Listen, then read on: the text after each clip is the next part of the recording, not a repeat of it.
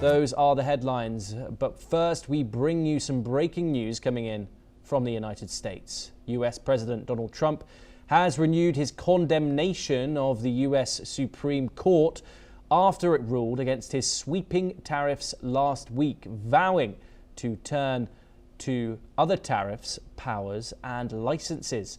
His Truth Social post reads, US Supreme Court accidentally and unwittingly gave President far more powers and strength than before their ruling. He has also said that other tariffs can all be used in a much more powerful and obnoxious way. Joining us now to discuss this update is Professor David K. Johnston, a professor at Rochester Institute of Technology, joining us live from New York. Thank you so much, Professor, for joining us here on NewsX. Well, it was a great pleasure to talk to you. I start off with this discussion. Of course, this is a major blow to the Trump administration. What next? Of course, there is a flurry of confusion around countries that have already made trade deals with the United States. And now this ruling has come. There is a huge amount of uncertainty whether these deals still stand, whether these new additional levies that he's announced are going to go into place, a 15% blanket levy announced in the past couple of days. What are your thoughts on this current situation?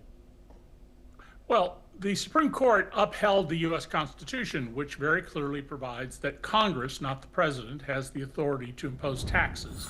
And tariffs are a tax. They're essentially a domestic sales tax paid by Americans on imported goods.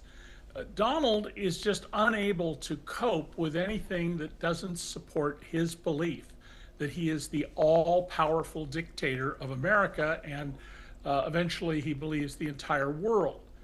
The Supreme Court ruling was absolutely consistent with the law. So now he's saying, I'm going to use a different statute. It allows him to impose tariffs of up to 15%. Congress gave that authority to the president, but only for 150 days. And it's supposed to be based on emergency conditions. In addition, Trump's administration has made it clear that they are not going to, unless they're forced to, refund all the tariffs already paid, even though they repeatedly told courts, including the Supreme Court, that of course we will refund the money. And that just goes to the inherent lack, Thomas, of any integrity on the part of Donald Trump, who spent his entire life running con jobs, stealing from people, refusing to pay workers and vendors, cheating on his taxes. This is just who he is. And what will happen now? Uncertainty inhibits investment. Uncertainty is bad for employment, jobs, and profits. And yet what Trump says in his Truth Social post is he can now do terrible things to other countries. That's not the mark of a leader. And David, there's been huge conversations in Trump 2.0 about the separation of powers, the balance of powers. How will you be following this in relation to that, given Donald Trump's actions previously in his second term in particular? Well, in about 36 hours, Trump will go to Capitol Hill to deliver his State of the Union address. And the people sitting nearest to him will include the 9 Supreme Court justices he's just denounced. It'll be interesting to see the reactions on their faces and whether he directly assaults them verbally while they're in the room. He usually likes to do these things with a proxy or on the phone. Of the many times he's told me he's going to sue me, except once, he always did it on the phone because he's a bully, and all bullies are, at the end of the day, cowards. The thing to watch for now is there'll be litigation as soon as someone has to pay a tariff under the new rule. And we should watch for 150 days from now. Does Trump then rescind these? Because there's no way Congress, including his party's majorities, are going to approve extending those tariffs across the board, which is what the law says. At the end of 150 days, the tariffs end unless Congress extends them. And how do you expect this to play out within the Republican Party? Of course, condemnation from Democrats is inevitable. We've seen a small number of Republicans be outspoken on some of his policies in his second term before. But if Donald Trump does indeed speak out in the way that he is doing in this statement and others about this ruling and works against it, how do you expect that to fees within the GOP itself? Well, a lot of Republicans are very worried about being voted out of office in November. Now, if you speak up against Trump soon, he will find someone to run against you in the party primary, the nominating process for each party. So you're going to hear noise about this mostly once it's too late to run a counter candidate against those Republicans who don't bend the knee to Donald Trump.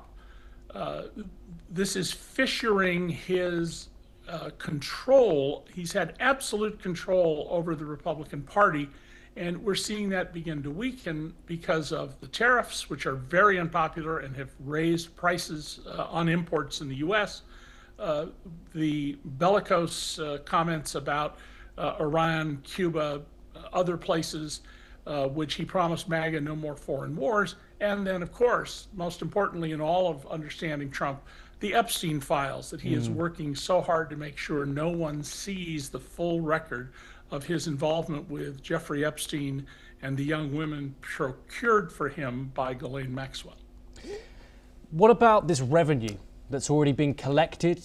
$133 billion, apparently, that the US Treasury has since collected since these tariffs were invoked. What do we expect to happen to that money after this ruling? Well, the Trump administration in every court proceeding has said that, of course, if these are held to be illegal tariffs, they will refund the money. The Trump administration is now saying not so fast.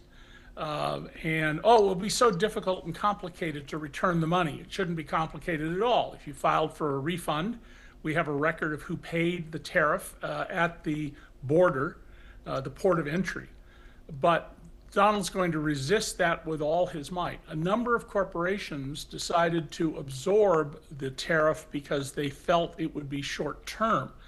Once they get the refunds, they've reported slightly depressed earnings because of this. They will get a surge of money, and you should see a bump in earnings whenever these refunds are made, assuming that they are made.